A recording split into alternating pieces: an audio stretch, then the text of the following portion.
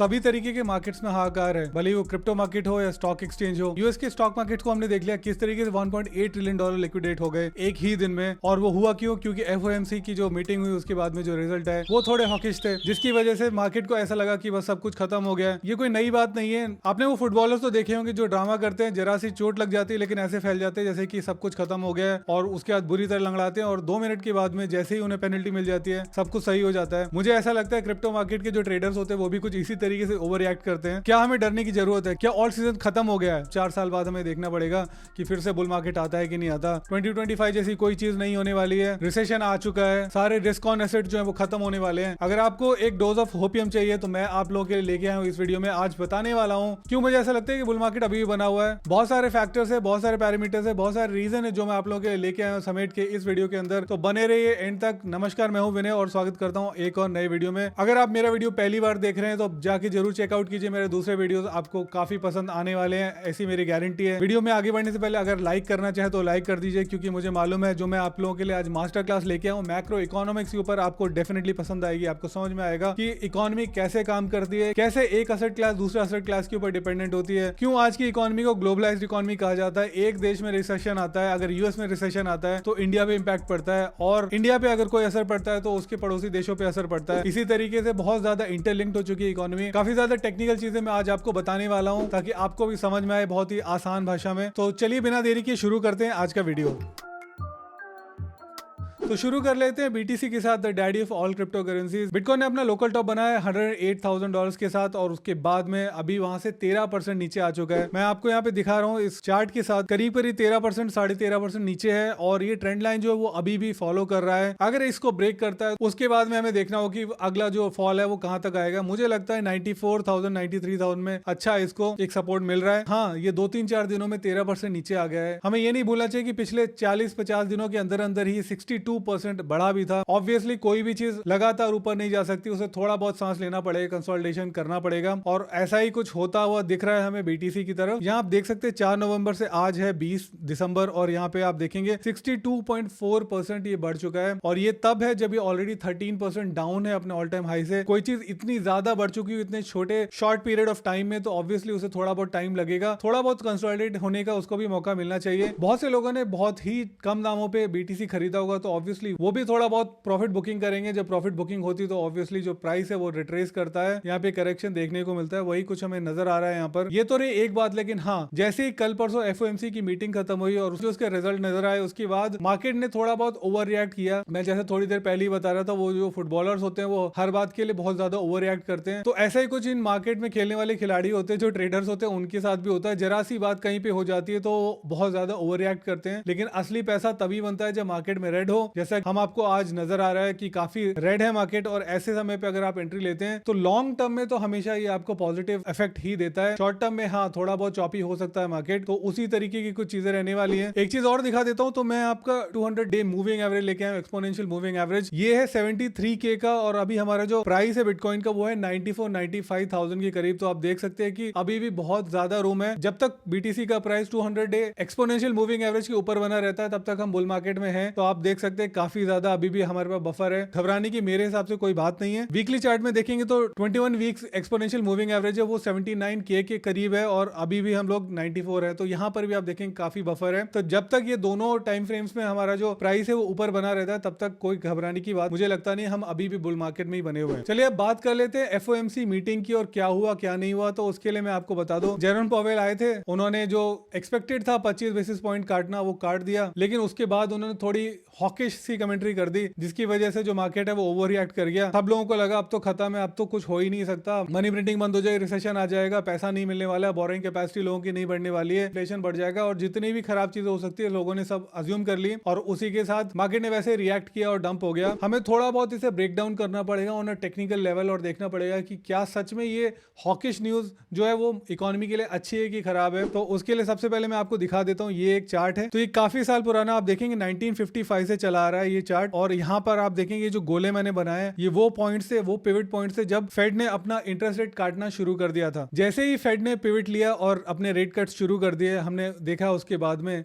यहाँ पर आपको रिसेशन नजर आया, यहाँ पर भी आपको देखो ये पतला सा जो है वो रिसेशन नजर आया, यहाँ पर भी आप देखेंगे जैसे ही रेट कट शुरू है आपको रिसेशन नजर आया। क्या यहाँ पे डायरेक्ट कोई कोरिलेशन है कि जब जब फेड रेट कट करता है रिसेशन आ जाता है? तो इसका मतलब ये है कि कभी भी इकोनॉमी के लिए एक ब्रॉडर टर्म में देखा जाए, मैक्रो इकोनॉमिक्स में देखा जाए, तो बहुत ही शार्प अगर रेट कट्स होते हैं वो कभी भी इकोनॉमी के लिए बहुत अच्छे नहीं होते हैं। आप देख पाएंगे जो वीज बने हुए इसका मतलब है कि एकदम एक जगह से पिवट ले लिया और बहुत शार्पली जाके जो रेट हैं वो कट हुए हैं। तो उसी चीज को नेगेट करते हुए मिस्टर पॉवेल ने बोला है कि हम इतने शार्पली रेट कट्स नहीं करने वाले हैं इन 2025। हम लोग इनिशियल टाइम पे देखेंगे, समझेंगे और उसके बाद में डिसाइड करेंगे कि हमें फर्दर रेट कट्स करने हैं कि नहीं करने हैं। अगर वो 4 रेट कट्स करने वाले तो शायद अब 2 ही करेंगे। तो इस चीज से आपको एक बात तो समझ में आ गई होगी कि बहुत ज्यादा अगर शार्प रेट कट्स हो जाते हैं वो भी इकोनॉमी के लिए बहुत अच्छे नहीं है। एक और फैक्टर है जिसको नजरअंदाज नहीं कर सकते हैं जो बहुत ज्यादा ड्राइव करता है रेट्स को, वो है अनएम्प्लॉयमेंट का डेटा। तो यहाँ पे हम देख सकते हैं अनएम्प्लॉयमेंट का डेटा 4.2 के करीब है, ऑलमोस्ट स्टैग्नेंट है। ये थोड़ा बहुत और फर्दर जब डाउन जाएगा तभी ज्यादा इकोनॉमी में गर्मा गर्मी आएगी और फेड्स को और आसान हो जाएगा रेट कट्स करना। यहाँ पर एक चीज और देख लेते हैं, ये है इन्फ्लेशन का डेटा यूएस का। अभी आप नवंबर का चार्ट देख सकते हैं 2.7 है। फेड का टारगेट है इन्फ्लेशन को 2% लेके आना, अभी भी 2.7 है। तो मुझे ऐसा लगता है कि वो लोग अभी भी वेट करेंगे, जैसे इन्फ्लेशन 2 के करीब आ जाएगी उसके बाद में वो फर्दर रेट कट शुरू कर देंगे और थोड़ी थोड़ी क्वांटिटेटिव ईजिंग शुरू कर देंगे। अब क्वांटिटेटिव ईजिंग और क्वांटिटेटिव टाइटनिंग क्या होती है बहुत ही आसान भाषा में आपको समझ में आ जाएगा, तो बने रहिए मेरे साथ। बस एक बात का हमें ध्यान रखना है कि अभी भी 2.7 है यहाँ पे इन्फ्लेशन और फेड का टारगेट है 2। तो जैसे ही वो टारगेट मीट होगा उसके बाद में फर्दर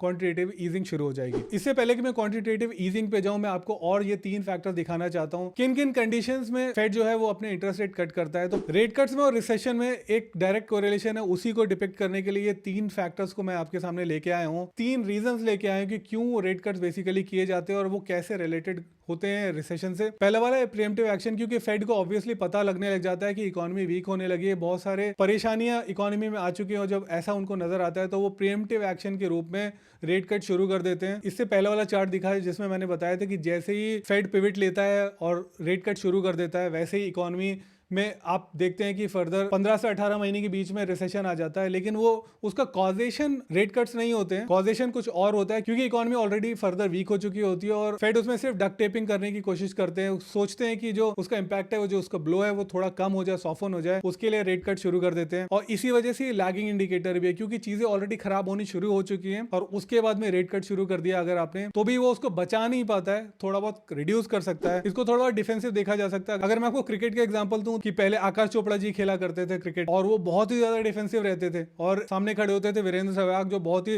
धुआंधार छक्के चौके मारा करते थे। तो ये जो है ना वो थोड़ा आकाश चोपड़ा वाली इनिंग्स खेलने की कोशिश करते हैं फेड, जब उनको दिखता है कि अब कुछ हो ही नहीं सकता। तो अगर आप एक टेलेंडर के साथ खेल रहे हैं और आपको अभी भी 100 रन बनाने हैं तो आप क्या करते हैं, आप 3 या 4 बॉल 5 बॉल खेल जाते हैं और छठी बॉल पे सिंगल लेने की कोशिश करते हैं। तो ये कुछ उसी तरीके का हो जाता है, थोड़ी सी डिफेंसिव सी टेक्निक हो जाती है, स्ट्रैटेजी आपकी जो है वो डिफेंसिव हो जाती है, जो आपका माइंडसेट है वो डिफेंसिव हो जाता है क्योंकि आप अपना विकेट बचाने की कोशिश कर रहे होते हैं, क्योंकि आपको मालूम है आपके पास फर्दर और विकेट बचे नहीं है, आप एक टेलेंडर के साथ खेल रहे हैं, अगर वो कहीं स्ट्राइक पे आ गया और अगली बॉल पे आउट हो गया तो मैच यहीं खत्म हो जाएगा। तो ये कुछ उस तरीके की ही स्ट्रैटेजी होती है फेड की, डिफेंसिव मोड में खेल रहे होते हैं, एग्रेसिव नहीं होते हैं और अग्रेसिवली नहीं खेल रहे होते हैं। तो इस वजह से रेट कट को आप बहुत ज्यादा सिल्वर बुलेट की तरह भी ना लीजिए कि अगर रेट कट होता है तो इकोनॉमी बहुत अच्छी हो जाती है। और तीसरी चीज है कंज्यूमर डेट, क्योंकि रेट बहुत ज्यादा चढ़े हुए होते हैं। अगर आप देखेंगे, मैं आपको एग्जांपल देता हूं, अगर आप बैंक से लोन लेने जाएंगे और अगर फेडरल गवर्नमेंट ने रेट्स बहुत बढ़ाए हुए हैं अपने इंटरेस्ट रेट के, जो बैंक है वो आपको भी जो पैसा लेंड कर रहा है वो बड़े हाई इंटरेस्ट रेट के ऊपर करेगा।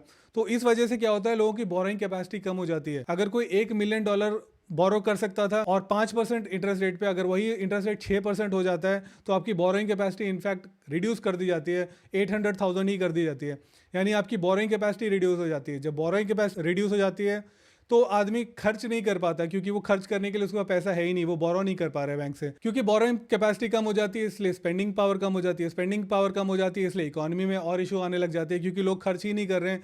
लोग खर्च नहीं करेंगे तो बिजनेसेस कैसे काम करेंगे। तो ये सारा कुछ जो है वो एक तरीके से इंटरलिंक्ड होता है और कहीं ना कहीं एक जगह पे जाके एक चेन अगर ब्रेक करती है तो पूरा का पूरा इकोसिस्टम कोलैप्स हो जाता है। इसीलिए मैक्रो इकोनॉमिक्स जो होती है वो साइक्लिक होती है, कभी आप रिसेशन देखते हैं और कभी आप देखते हैं कि एग्रेसिवली बहुत ज्यादा प्राइसेस जो है वो मूव कर रहे हैं ऊपर की तरफ, बहुत ज्यादा ऊपर चले जाते हैं तो उनको नीचे भी आना पड़ता है। तो इकोनॉमी इसी साइकिल के साथ घूमती रहती है। तो ये 3 बेसिक रीजन थे जिसकी वजह से फेड जो है वो रेट कट शुरू कर देते हैं। मैं चाहता हूं कि आप समझ लीजिए इन्वर्टेड यील्ड कर्व क्या होता है और अभी करंटली क्या चल रहा है। अगर मुझे बहुत ही आसान भाषा में आपको समझाना पड़े इन्वर्टेड यील्ड कर्व, तो मैं आपको एग्जांपल देता हूँ अपने एफडीज का। मान लीजिए आपके पास 10 लाख रुपए और उसकी आप एफडी करना चाहते हैं किसी बैंक से, कोई भी बैंक हो सकती है, एचडीएफसी का मैं एग्जांपल ले लेता हूँ।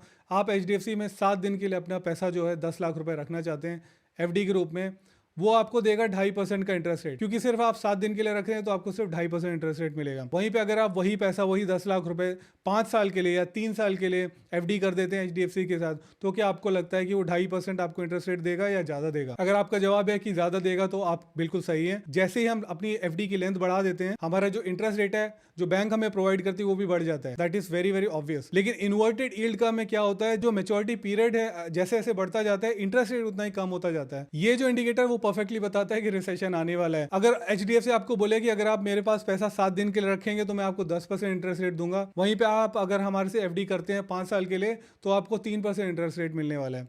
इसे कहते हैं इन्वर्टेड यील्ड कर्व। ये बहुत ही ज्यादा खराब होता है इकोनॉमी के लिए, और ऐसा कुछ हो रहा था पिछले 1-2 साल से, जो अभी थोड़ी बहुत कंडीशन सुधर गई। उसके लिए मैं आपको कुछ चार्ट दिखाता हूँ। तो यहाँ पे देखिए ये एक बहुत ही हेल्दी यील्ड कर्व है, जहाँ पे अगर आप 3 महीने के लिए अपने पैसे को इन्वेस्ट करते हैं तो आपको ऑलमोस्ट जीरो मिल रहा है। वहीं पे अगर आप 30 साल के लिए अपने पैसे इन्वेस्ट कर रहे हैं तो आपको 1.8-1.9 के करीब जो है वो इंटरेस्ट रेट मिल रहा है या रिटर्न्स मिल रहे हैं। ये जो है एक हेल्दी ग्रोथ कर्व है या हेल्दी यील्ड कर्व है। लेकिन वहीं पे अगर इन्वर्टेड हो जाएगा तो कुछ इस तरीके से दिखता है। यहाँ पे आप देखेंगे ये डार्क ब्लू थी, ये वाली बहुत ही ज्यादा खतरनाक थी। ये टाइम था जनवरी 2023 का, जब अगर आप 3 महीने के लिए इन्वेस्ट करते हैं तो आपको 4.5% मिलता है। वहीं पे अगर आप 30 साल के लिए करते हैं तो आपको सिर्फ 3.9% मिलता है। यानी कि वो उल्टा हो गया जो मैं एचडीएफसी वाली बात कर रहा था, कि अगर एचडीएफसी में आप 3 महीने के लिए एफडी कर रहे हैं तो 4.5% का इंटरेस्ट रेट दे रहा है। वहीं पे अगर आप 30 साल के लिए कर रहे हैं तो वो आपको 3.9% दे रहे हैं।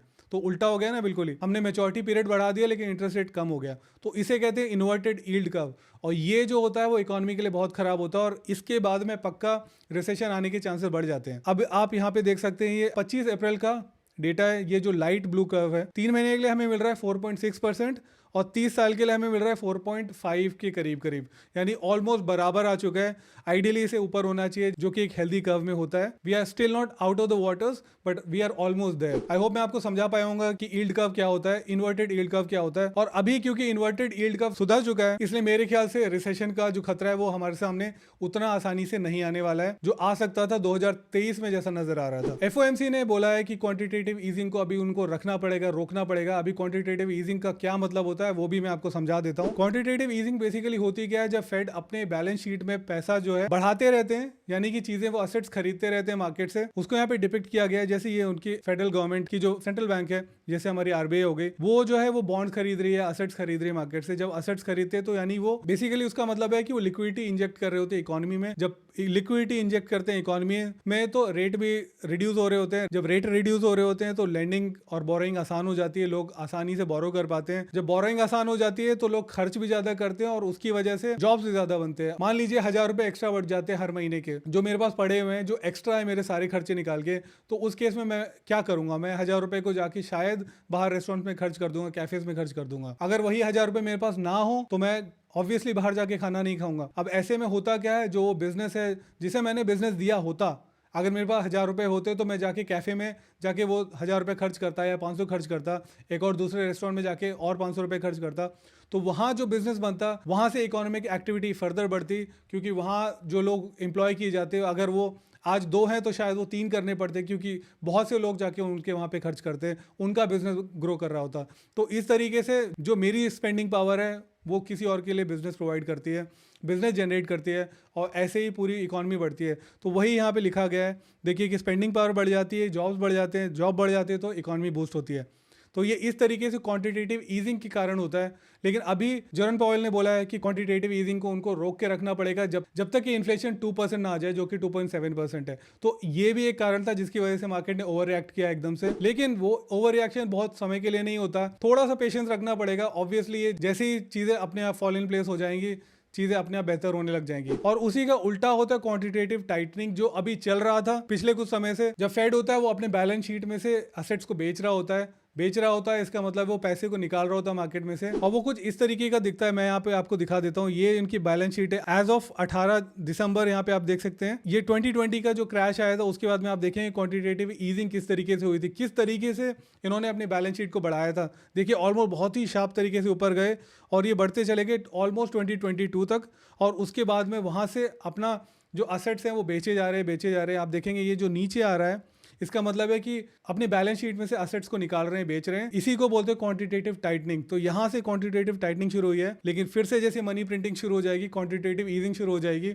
वैसे ही मार्केट में फिर से लिक्विडिटी इंजेक्ट होगी। और उसके बाद में आप देखेंगे हर तरीके के रिस्क ऑन एसेट जो होते हैं, स्टॉक मार्केट से लेकर क्रिप्टो मार्केट से लेकर जितने भी आपको समझ में आते हैं, वो सारे के सारे बूम करने वाले हैं। लेकिन उसके लिए आपको पेशेंट रहना पड़ेगा। अपने आप को कैसे बचा के रख सकते हैं वो आप बचा के रख सकते हैं, ज्यादा लेवरेज ट्रेडिंग ना करके। स्पॉट में अगर आप ट्रेड कर रहे हैं तो आपके पास एटलीस्ट आपके टोकन है, आपके पास लिक्विडेशन का खतरा नहीं है। अगर आपने स्टॉप लॉस लगाया तो बात अलग है, आपके असेट्स जो है बिक जाएंगे। लेवरेज की वजह से जो आप रेक हो सकते हैं, लिक्विडेट हो सकते हैं, आपका पूरा का पूरा पोर्टफोलियो वाइप आउट हो सकता है। एटलीस्ट उससे आप अपने आप को बचा सकते हैं। अगर मैं बोल रहा हूँ कि क्वांटिटेटिव टाइटनिंग जो है वो रिड्यूस हो रही है, वो मैं क्यों कह रहा हूँ, क्योंकि जो मोमेंटम है वो रिड्यूस हो गया है। अभी तक पिछले कई महीनों से हमने देखा फेड जो है हर महीने अपने बैलेंस शीट में से ऑलमोस्ट $60 बिलियन के असेट्स बेच रहा था, उसको उन्होंने रिड्यूस करके अब $25 बिलियन कर दिया है।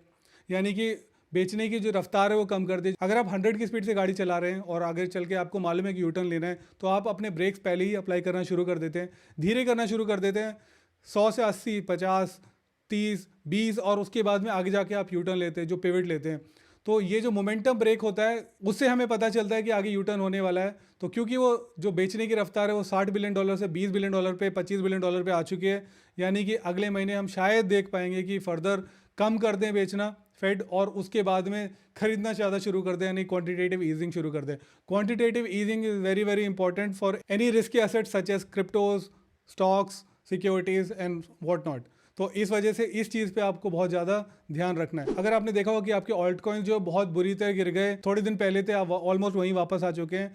तो वो ये हुआ है क्योंकि बिटकॉइन अगर 10% गिरता है तो ऑल्ट कॉइन से ऑलमोस्ट 25-30% गिर जाते हैं, क्योंकि उनका बॉलिंजर बैंड अगर आप देखोगे तो ऊपर जाने का और नीचे जाने का जो रेंज होता है वो बिटकॉइन से ऑलमोस्ट डबल ही होता है। अगर बिटकॉइन 10% चढ़ता है तो आपके ऑल्ट कॉइन्स 20-25% चढ़ भी जाते हैं, और वाइस वर्सा भी होता है। अगर 10% गिरता है बिटकॉइन तो आप एक्सपेक्ट कीजिए कि आपके जो ऑल्ट कॉइन्स है वो 20%, 25% नीचे आ जाएंगे।